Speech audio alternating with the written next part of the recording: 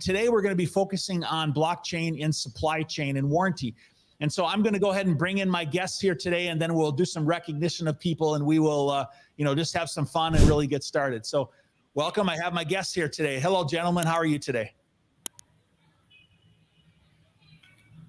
We're good, Mark. Okay. Good morning. Yeah, excellent. Kiran, I'm really glad to see you here today. Looking forward to have our conversation. Kiran, could you just quickly tell people who you are and what do you do? Yeah, so I'm Kiran Prakash. I'm an AVP at Real Variable. I come with around 14, 15 years of experience in IT industry and have spent a lot of time in supply chain management.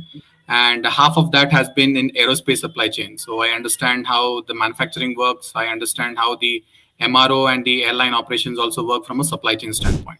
So that's a brief about me.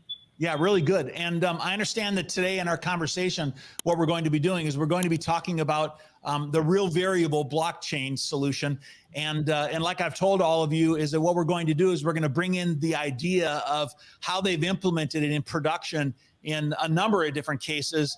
And we believe that will help you really understand the core application of it and how it's being used. So we're really excited to do that.